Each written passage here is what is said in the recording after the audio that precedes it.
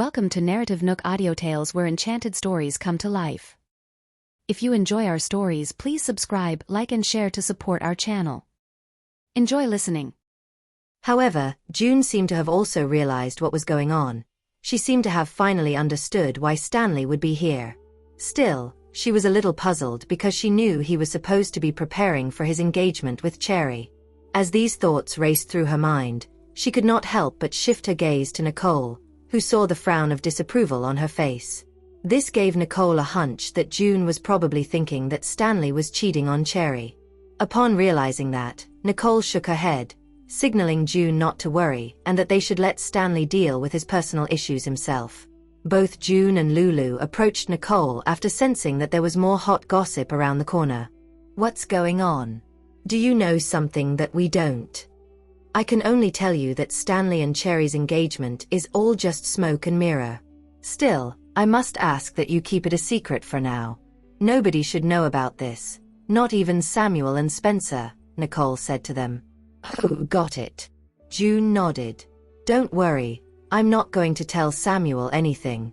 If he knows, Dad and Mom will too." Nicole nodded in return, indicating that what June said was exactly what she thought. "What are you guys talking about?" Samuel leaned in, having heard his name being mentioned seconds ago. "Nothing." June gave him the side eye and followed up with a smile. "Go on and have some fun." "Oh." Samuel nodded without thinking much about it and continued chatting with the others. Lulu turned to Spencer, and upon noticing that Spencer was looking the other way, she breathed a sigh of relief.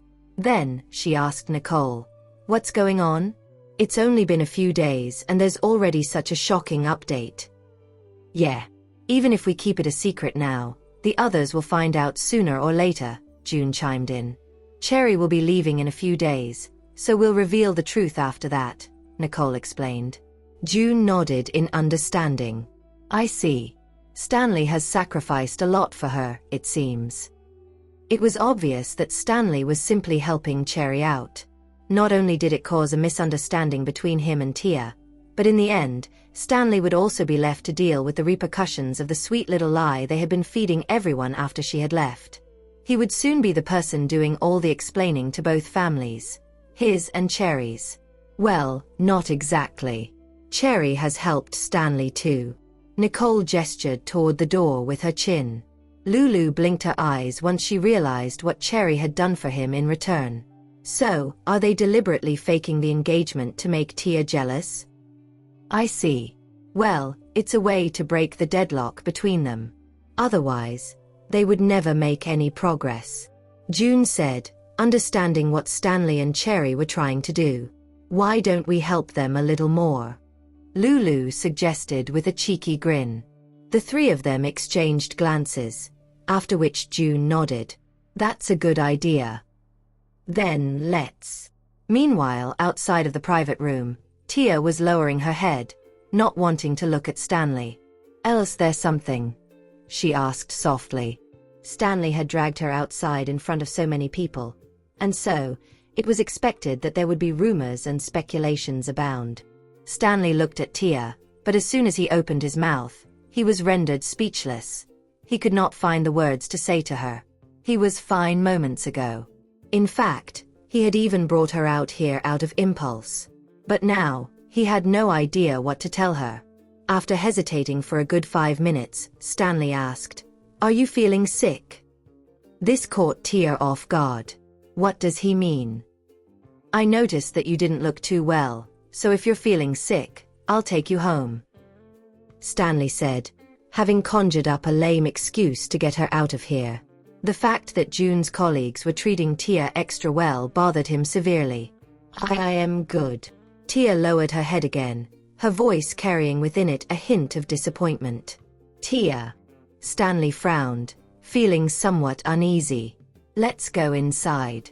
There's going to be a lot of misunderstandings if we linger," Tia said, and returned to the room. Stanley's arm froze mid-air as he reached out to grab her. All he could do was sigh and watch as Tia's figure disappeared into the room. He felt completely defeated and helpless, and had no choice but to return to the private room. However, His gaze darkened when he saw that Don had already pulled him a chair to get her to sit next to him. "You're back. Come, have a seat right here." Samuel waved to Stanley, beckoning him to the seat beside.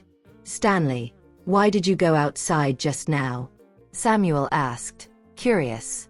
"It's nothing," Stanley coldly replied before lowering his head to eat what was left of the dishes. Having seen how Stanley had reacted to Samuel's question, Lulu and June lifted their brows at Nicole and darted their eyes towards Stanley for a brief second as if to say, "Hey, it seems as if it's working." Nicole smirked, and with her gaze she replied, "You're right. Seems like he's a little nervous now." Tia was flanked by Don and Ford on both sides as they tended to her needs. She was feeling constrained and awkward in their presence, but she could only offer polite responses to them in turn. It was not until everyone was done eating and preparing to leave that Tia could finally issue a sigh of relief. That entire dinner was truly stressful for her. Then, the group of people chatted and laughed their way out of the restaurant. All of a sudden, one of them suggested, "Let's hit the karaoke." "Sure," another agreed, sounding very excited. "Tia, come with us," Don quickly invited Tia. "I'll probably pass," Tia replied, feeling a little reluctant to come along. She was under the impression that she could go home as soon as the meal was over. Hearing that, Ford stepped in and persuaded her into joining them as well. "Come on. We're going to have so much fun." "Yeah. If you're worried about going home late, one of us can drive you home," another person chimed in. With everyone being so enthusiastic about going to the next event, Tia instinctively looked at Nicole with nervousness written all over her face. She did not wish to join them at all. However, she knew that everyone meant well, and she had no idea how to decline them without being a jerk about it. "She said that she isn't joining you, so there's no point wasting time here." Stanley then looked at June. "Enjoy yourselves. Have fun with your friends. I'll foot the bill." "Stanley, you don't have to do this," June replied, looking somewhat hesitant. "It's fine. I'm happy that I got to meet all of them," Stanley stated, and turned to Samuel. "Make sure that all of them have a good time." After he had said that, he brought Tia over and left the venue with her. As the duo of Stanley and Tia left, June and Lulu exchanged glances and burst out laughing. "Although we're just here to put on a show, Mr. Riddle did say that he's going to pay for all of us. Is that true?" one of them asked. After all, Stanley did not look as if he was joking when he said that. "We'll surely have fun tonight, but let's not make Stanley pay." "I'll take care of it," June said and looked at Don and Ford. "Thank you for your help." "Don't mention it," Don said before turning to the rest of them. "For those who want to go home, have a good night. And for those who feel like joining us for a singing session, follow me." "Let's go." Everyone happily followed Don. "Hey, what are you guys up to?" Samuel asked, sensing that something was off. He felt as if everyone was trying to bring Tia and Stanley together. However, he was puzzled as to why, as Stanley was already in a relationship with Cherry. June held Samuel's hand and beamed. "It's not a problem at all." "Oh, I'm getting tired. I'm going home to get some sleep." "Oh, all right. Let's go home," Samuel replied once June had caught his attention. Smirking, Lulu turned to Nicole. "We'll get going first."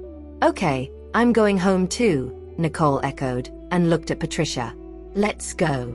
"Sure thing," Patricia said, and headed to the car. As for Ella, he remained silent as he tailed her to the parking lot. However, his act had invited nothing but scorn from Patricia, who then stopped to roll her eyes and ask, "Aren't you going home?" Ella fumbled. "Are you mad at me?" "Why would I be mad at you?" Patricia said, driven to the point of speechlessness. Ella scratched his head and mumbled, "But you haven't talked to me the entire night." He did not dare to say anything to Patricia, as he hoped that his silence would pay off in the form of having more time around her. He was afraid she would chase him away if he talked too much. Patricia was at a loss on what to do, as she really did not want to talk to him. She had no desire to say anything to him due to how weird he was around her. After taking a deep breath, Patricia maintained her composure and reasoned with Ella. "Since you've noticed my attitude, you should understand how I feel. I hope you won't waste your time on me." Patricia then left for the parking lot to get the car. Ella, however, was more aggrieved than ever. He gritted his teeth and followed Patricia to her car. "Hey, what are you doing?" Patricia asked in confusion. "I had one too many drinks, so I can't drive," Ella said confidently. "You can get an Uber or something," Patricia curtly responded, not buying Ella's excuse. Ella, on the other hand, was determined not to get out of Patricia's car, so he insisted. "I'm going to Nicole's house. It's on the way." Patricia remained silent and shook her head at Ella, who was giving her a sad and pitiful look. Rolling her eyes, she begrudgingly obliged to his request and started the car. "This bastard is playing dumb, trying to fish for sympathy from me. Seems that he really wants a piece of me," she fumed. Patricia soon stopped the car in front of Nicole and waited for her to get in the car. "Bye, Lulu and Spencer. I'll head home first. Take care." Nicole bade them farewell and got into the car. "Yep, bye-bye," Lulu and Spencer replied as they waved. Nicole looked away before turning to Ella and asking, "What's going on with you?" Nicole had seen Ella and Patricia getting into the car together, making her even more curious about what Ella was up to. "Nicole, can I stay at Uncle Daniel's house today?" Ella rubbed his temples as he asked for permission. "I had too much to drink today. My head hurts and going home will just get me a massive scolding from my parents." Upon hearing Ella's pathetic excuse, Nicole rolled her eyes and retorted, "If you're afraid of being reprimanded, why did you drink yourself stupid in the first place?" "I was depressed," Ella revealed, stealing a glance at Patricia. Patricia focused on the road, refusing to rise to Ella's remarks. She really did not want to talk to Ella, as she was afraid that she might end up punching him out of annoyance. Meanwhile, Ella was left hopeless and sad by Patricia's indifference to him. He genuinely did not know how he had irritated her. Nicole raised her eyebrows, unable to disguise her amusement after sensing the tension between Patricia and Ella. Nicole felt that both Patricia and Ella's personalities complemented each other well. However, the question of whether they could leverage that fact to build a connection was ultimately for them to answer. With this in mind, Nicole looked at Ella, feeling that his future would be full of uncertainties. Meanwhile, Stanley was still driving Tia home. She was riding shotgun with her head bowed as she struggled with the awkwardness within her. She had indeed planned to head home without joining the karaoke session, but she did not want to go home with Stanley. With the two of them being the only ones present in the car, Tia could not help but endure the crippling anxiety she was feeling at the moment. "What did Cherry say to you?" Stanley abruptly asked. He noticed that the way Tia treated him had significantly changed after her conversation with Cherry. It was as if Tia was purposely avoiding him, leading him to suspect that Cherry had said something controversial enough for Tia to misunderstand him. LT's nothing," Tia stuttered, and lowered her head even further. "Well, she must have said something," Stanley pointed out, still confused about Tia's reaction. Cornered, Tia bit her lips and whispered, "She said she was leaving." "That's all she said?" Stanley questioned, wondering if Cherry had revealed anything else. Tia could no longer answer Stanley's question, as she did not want to lie to him. She could not possibly tell Stanley about Cherry's advice and explanation either. After all, Cherry had even exposed the fact that she cared about Stanley. Stuck in this predicament, Tia chose to remain silent. Stanley sighed at Tia's silence. He stopped pursuing her as he did not want to push her further. "Cherry is indeed leaving. She has a boyfriend." "I'm just helping her," Stanley said to himself, but it was also directed at Tia. He was not aware of what Cherry had told Tia, so he had to take matters into his own hands and explain himself. After all, it was better for him to explain to Tia than to rely on others. Tia realized Stanley was explaining himself to her. His explanation made her heart beat faster, as she was shocked and shaken by the fact he was clarifying things to her. "I already have someone I like, but it's just that." Stanley paused and shot her a meaningful glance. Well, she'll find out eventually. Tia unconsciously firmed her grip on her skirt while her face blushed. She knew Stanley for sure that Stanley was talking about her. I, Tia began, wanting to tell him the truth, but she could not bring herself to say it. Her heart was pounding like a bass drum in a heavy metal concert. Ha? Stanley asked. Unable to understand her, he turned to look her in the eye. It was then that Tia drew a deep breath and recalled Nicole's words, which had urged her to follow her heart. And after biting her lip for a moment longer, Tia whispered, "I don't like anyone else." "I'm sorry?" Stanley asked, unable to hear her clearly because her voice was too soft. With her face turning beet red, Tia hesitated for a while, wanting to say it again. However, she quickly gave up on the idea. This prompted Stanley to frown, pump the brakes, and pull over at the side of the road. "What is it? Are you feeling unwell?" he asked with an affectionate look on his face. "I'm fine," Tia said, shaking her head. "Well, why is your face so red and your voice so soft then?" Stanley questioned. He figured that Tia might be unwell, and that she was just too embarrassed to admit it, so he reached out to touch her on the forehead. "I really am fine," Tia replied, attempting to evade any physical contact with him. However, she was a second too late, for his hand was already on her forehead. Tia blanked out and froze when she felt a warm sensation on her. Once Stanley had checked Tia's temperature and confirmed that she was not sick, he frowned and asked, "Are you feeling uncomfortable anywhere else?" Tia's temperature was normal, but she did not look comfortable at all in Stanley's eyes. "Tia!" Stanley called out to her again when he did not get a response the first time. Her. Tia snapped out of it and looked at him. What the both of them failed to realize was that their faces were inches away from one another, and as expected, Tia's lips accidentally grazed Stanley's cheeks. Shocked by what she just did, Tia backed off and shivered as her mind erupted into chaos. Stanley, who did not see this coming at all, was also left in a daze. The atmosphere in the car became even more awkward than ever, but then, there was also a sexual tension that was not there before. "Ugh." Stanley coughed, being the first to snap out of his stupor. He then repositioned himself and said, "Let's go home." "Yeah," Tia replied softly, overwhelmed by feelings of nervousness and embarrassment. Stanley remained uneasy as his mind repeated the flashback of the scene that had just occurred. Throughout the journey, neither of them uttered another word, and returned home in total silence. After they had arrived, Tia murmured, "Bye. I'll head in first." Tia then rushed to the back of the house, breaking into a sprint halfway through. Stanley got out of the car as well, and he unconsciously lifted his hand up to his cheek as he watched Tia disappear into the house. Tia was drowning in embarrassment, and her mind just would not let up on the incident when she returned to her room. How could I be so dumb? Why did I even do that? How awkward is it going to be the next time I see him?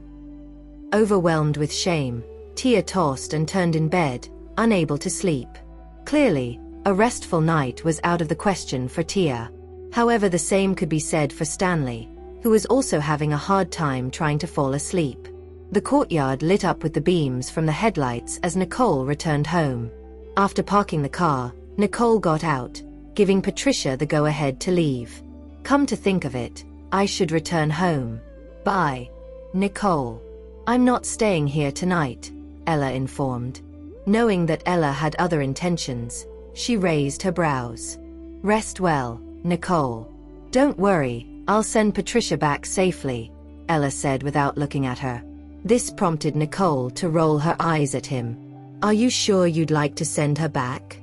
"Yep, I'm going straight to her house," Ella said confidently.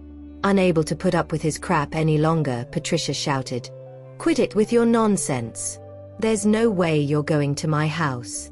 "Ugh," he groaned, his confidence waning in an instant. "What I meant was, I'll drop by your place first. I'll take a cab back home after I've made sure you're back home safely." Patricia was annoyed and strongly suspected that Ella was irritating her on purpose. "Nicole, you should head back to rest," Ella reminded her. He then directed Patricia. "Let's go." Gnashing her teeth, Patricia glared at Ella before she brought the engine to life. She mentally swore to herself that this would be her last meeting with Ella, as she never wanted to see him again. And upon noticing that the car was speeding off faster than usual, Nicole began to hope for the best. Patricia seemed to be in a bad mood, and that was something Ella should definitely brace himself for. Then she turned back, entered her house, and got into her room. "You're back," Jared, who was at the desk with his computer, remarked upon noticing her return. "Why are you not asleep yet?" Nicole asked, and approached him. "I was waiting for you." Jared pulled her into his arms. Everyone was present. "I had Patricia with me, so it was all good," Nicole explained before flashing him a smile. "I missed you," he softly said as he rested his head on her shoulder. Jared was not able to sleep or focus on work in Nicole's absence. Flustered, Nicole's heart skipped a beat, and her cheeks reddened. "It's just been a day since we last saw each other." In response, he kissed her on the cheek and said, "I want to see you 24/7. What's with you today?" Nicole wrapped her arms around his neck and looked at him, her eyes brimming with curiosity. Nicole felt Jared was especially affectionate and clingy with her today. "I'm fine, I just missed you," Jared answered, and lowered his head to kiss Nicole on the lip. The gentle kiss progressed into a passionate smooch, making Nicole irresistible to him. In reciprocation, she surrendered to Jared and succumbed to the pleasure which they then shared. Concurrently, Patricia had just arrived at Ella's house. "Why aren't we back at your place?" Ella asked in concern. Glaring at him with cold fury in her eyes, Patricia said, "Get out of the car." Patricia figured it would be more convenient for her to send him home, rather than leaving him on the streets to hail a cab back after reaching her place. Deflated and dispirited, Ella could only sigh at Patricia's uncompromising attitude. "Take care on your way back." "I'll be fine. I'll be safer alone, honestly," Patricia coldly spat, her words carrying venomous undertones. Ella, having understood what she was implying, mumbled, "But I won't hurt you. How is it unsafe to be with me?" In reply, she shot him another glare, shutting him up and forcing him to leave the car on his own accord. "You should get inside," Patricia ordered after finding Ella still standing out in the open. Ella's heart was close to sinking to his stomach as he suggested, "You should go first. I'll enter once you've hit the road." Ella felt completely humiliated as Patricia had revealed that she did not even have an ounce of trust in him. Indeed, she had even gone as far as to shoo him off after she had sent him home. Patricia proceeded to shoot him a glare of disapproval, countering the look of aggrievement he had been wearing for the past hour.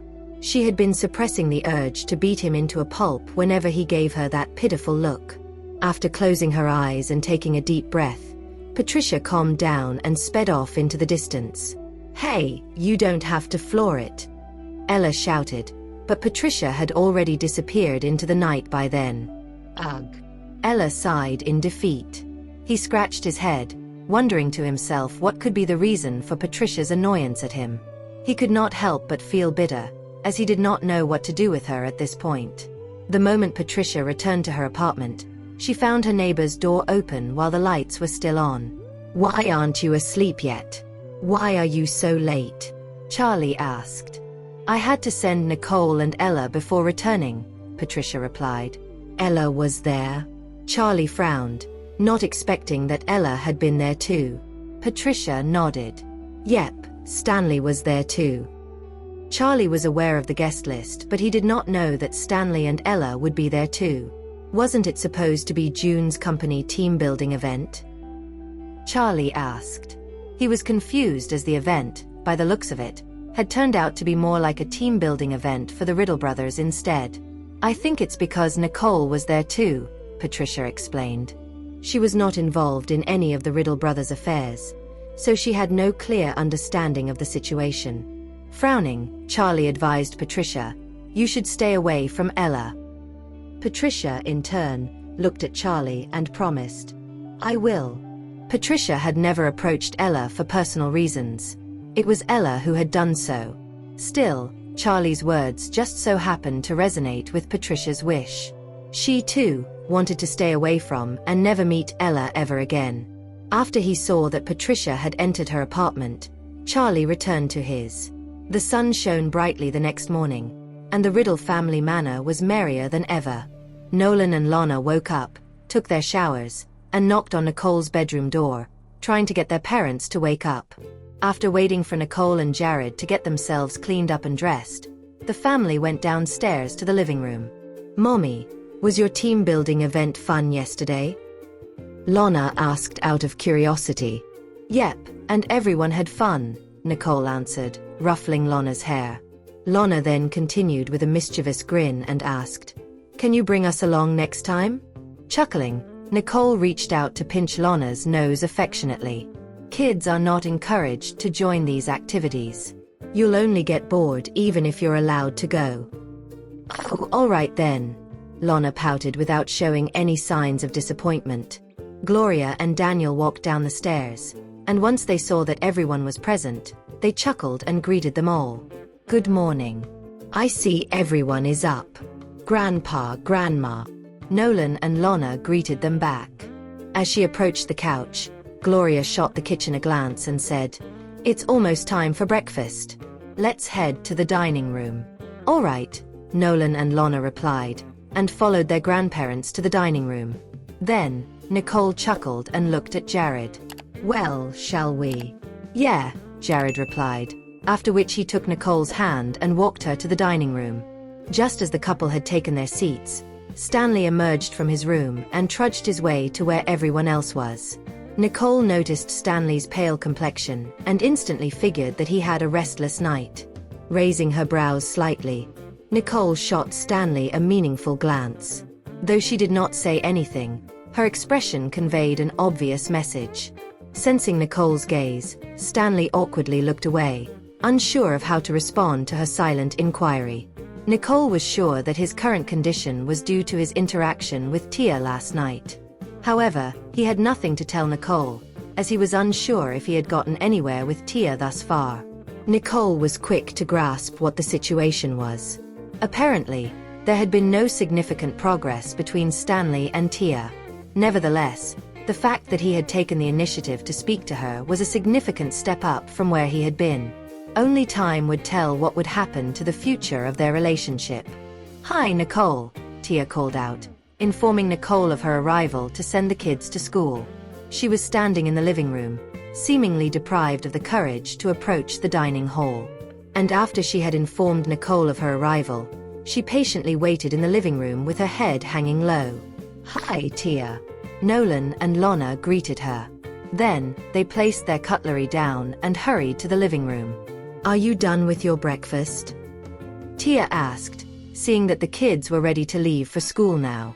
After slinging their bags onto their shoulders, Nolan and Lana replied, "Yep, we're done with our food." "Bye, Nicole. We're leaving now," Tia said to Nicole. "Yep, see you later," Nicole acknowledged. However, Nicole had managed to catch on to the fact that Tia was behaving rather unusually today as well. Tia doesn't look right either. It seems that she hasn't gotten any sleep last night. Did something happen after the both of them left yesterday? Something must have, or else the both of them wouldn't have been acting weird and all. But if something did happen, why aren't they talking to each other? Nicole pondered. Stanley stole a quick glance at Tia as she was leaving with the kids, and as expected, his subtle movements did not escape Nicole, whose eyebrows were raised. It was at this point that Nicole confirmed that something had indeed happened to them when no one was around. Otherwise, the both of them would not have exhibited such unusual behavior. Meanwhile, Tia had just gotten into the car with Nolan and Lana. "Tia, what's going on with you and Uncle Stanley?" Nolan asked, his head tilted in curiosity. Caught off guard, Tia panicked and defended herself. No, nothing happened. Are you sure?" "It seemed that the both of you were avoiding each other," Lana described. Lana was sure that something was off between Tia and Stanley, for Tia had greeted everyone except for him when they were having breakfast. In addition, Stanley had not done so to Tia either. It was as if they were ignoring each other. Furthermore, Lana had seen Stanley sending Tia back home last night, leading the little one to wonder what could have happened to them in the span of one night. Tia was speechless, unable to provide an honest answer to the kid's honest question. Instead, she forced a smile and replied, "I swear, nothing happened. Don't think too much about it. Did Uncle Stanley make you angry?" Lana persisted, still feeling something was amiss. To make things worse, Nolan piled in and remarked, "We saw you coming home with Uncle Stanley last night. There must be something going on between you two, since you're ignoring each other now." Lana agreed, nodding her head. Something must have happened yesterday, right? Tia's face turned beet red at once, as she had been cornered by the kids. The children's innocent but straightforward questions were too much for Tia to handle. And while the kids might not misunderstand anything that had happened last night, there was no guarantee that others would not, either. "No, there's nothing going on. I was just too tired after going on a night out, and on top of that, I didn't sleep well," Tia explained patiently, hoping to convince the two mischievous kids to leave it. "Are you sure? You didn't have to ignore Uncle Stanley if that's the case though," Nolan mumbled, frowning in disbelief. "I wasn't ignoring him. I just didn't have the time to say hi," Tia replied with a half smile, feeling a little guilty deep down. It was obvious that Tia had the time to greet Stanley, but considering everything they had going for them since last night, she did not dare to even look at him. She was simply too embarrassed to interact with Stanley after that particular incident in the car. "Oh," Lana said, finally believing Tia. Just when Tia thought they were going to drop it, Nolan looked at her and blurted, "So, did you make any new friends yesterday, Tia?" "Huh?" Tia asked with her brows furrowed, not catching on to what Nolan had said. "Didn't Aunt June introduce you to some new friends? Did you like any of them?" Lana asked mischievously. Lana wanted to gossip, believing that there must have been someone whom Tia had taken at least a little liking for. And just like that, all of that embarrassment came flooding back. It was getting harder to deal with their questions now. "It's not how you imagined it. It was just a normal gathering. Besides, there were a lot of people who attended, even the bridesmaids from the wedding," Tia simplified the situation and explained. After all, she had joined the team-building event only because she did not have the heart to decline their invitation. "Okay. So, there was no one you liked. But, was there anyone there who liked you?" Lana continued. "I'm sure there were some," Nolan interrupted. "Otherwise, Uncle Stanley would not have gotten all jealous." "Jealous?" Lana asked. She seemed puzzled, as if she had just been met with something she was totally unfamiliar with. "Wait, isn't Uncle Stanley with Cherry? Why would he be jealous?" Lana asked Nolan. "You know," Nolan hesitated and paused, finally noticing that something was not adding up. If that was not the situation, the kids could only wonder why Stanley would bring Tia home last night. "Don't overthink it. I swear. Nothing happened yesterday," Tia insisted. The more they explained, the more complicated the situation became. And at this rate, the kids were proving to be quite a handful. "Tia, I think you should keep your distance from Uncle Stanley. Why don't you try to make friends with the people Aunt June introduced?" Nolan advised.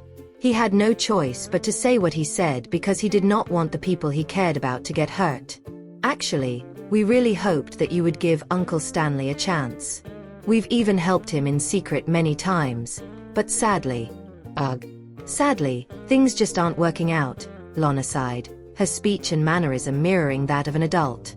They had initially thought that Stanley and Tia would be a good match. Unfortunately, fate had other plans, and there was nothing they could do to force it. Tia's lips twitched.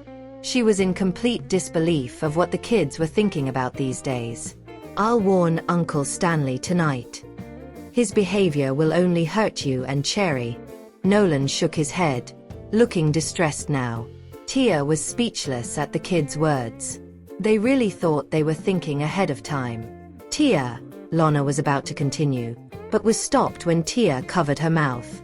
If the kids continued to talk, she and Stanley would become the scapegoats of the family.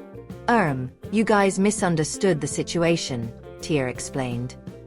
I didn't want to join the others in the karaoke. That was why we came home earlier yesterday. Tia figured that this was her last-ditch effort to clarify her situation to the kids. The simpler the explanation was, the easier it would be for them to understand.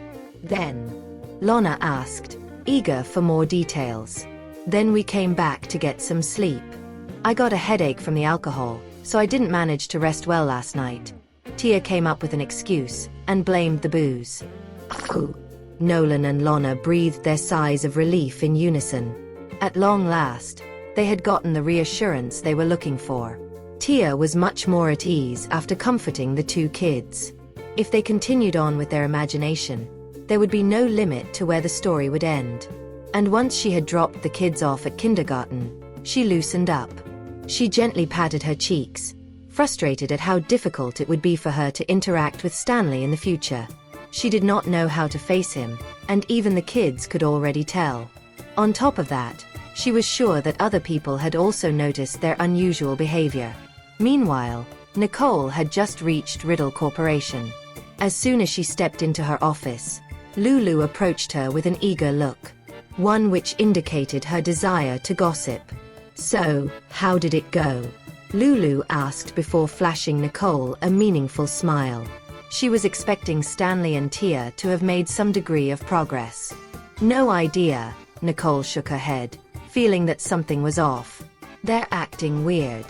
During breakfast, they seemed even more distant than usual. Nicole shared the story with Lulu and said, "It's better to let them handle it."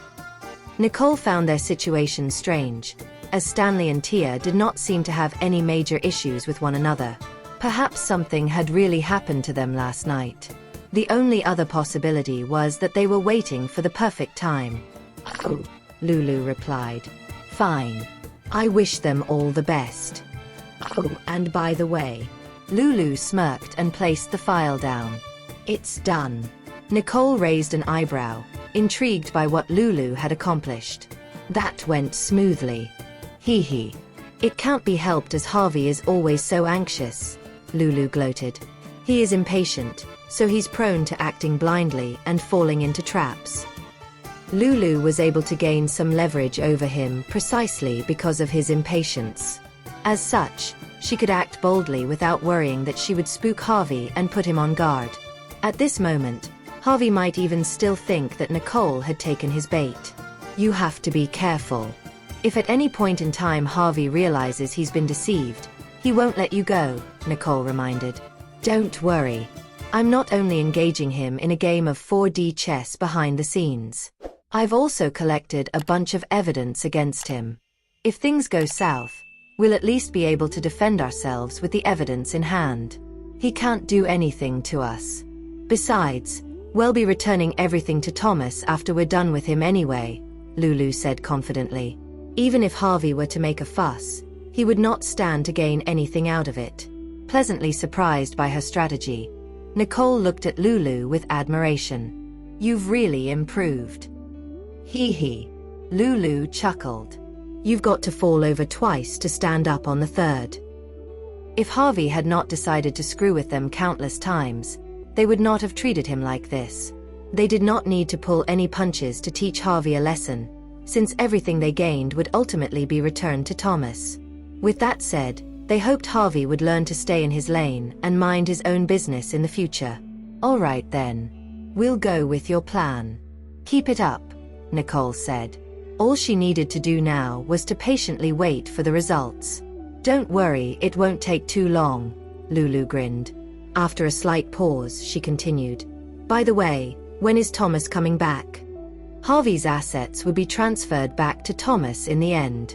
Thus, he had to be present to sign the necessary documents during the procedure. I'll check with Thomas and have him prepare on his end. If everything goes well over here, we can ask him to come back for a visit, Nicole said after contemplating for a moment. Okay, Lulu agreed. She only had to focus on her responsibilities as the upcoming affairs were not within her job scope. After Lulu had walked off, Nicole stopped to think for a moment and called Thomas. How have you been recently? Nicole asked, her voice filled with concern. "Yep, I'm all good here," Thomas replied. "Do you need me back there?"